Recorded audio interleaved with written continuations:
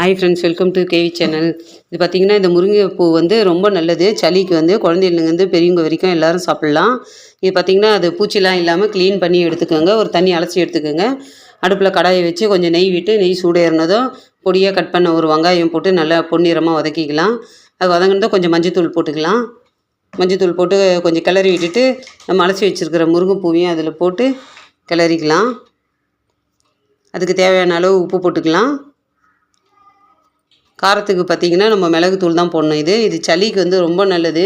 சளி அதிகமாக இருந்ததுன்னா இதை போல் செஞ்சு நீங்கள் சூடாக சாப்பாட்டில் போட்டு பிடிச்சி சாப்பிட்டிங்கன்னா அந்த சளியெல்லாம் முறிச்சிரும். இது குழந்தைங்களுக்கும் சரி, பெரியவங்களுக்கும் சரி, இது நல்லாவே கேட்கும். அதனால் சளி அதிகமாக இருந்தால் இதை போல் நீங்கள் செஞ்சு குழந்தைங்களுக்கும் கொடுங்க, பெரியவங்களும் சாப்பிடுங்க. ரொம்ப நல்லது இது உடம்புக்கு. அவ்வளோதான், ரெடி ஆகிடுச்சு. இதில் சூடாக சாப்பாடை போட்டு நம்ம சாப்பிட வேண்டியதாக சாப்பிடுவோம். டேஸ்ட்டாக இருக்கும். இந்த வீடியோ பிடிச்சிருந்தா லைக் பண்ணுங்கள். சப்ஸ்கிரைப் பண்ணாதவங்க சப்ஸ்கிரைப் பண்ணுங்கள். அடுத்த வீடியோவில் பார்க்கலாம்.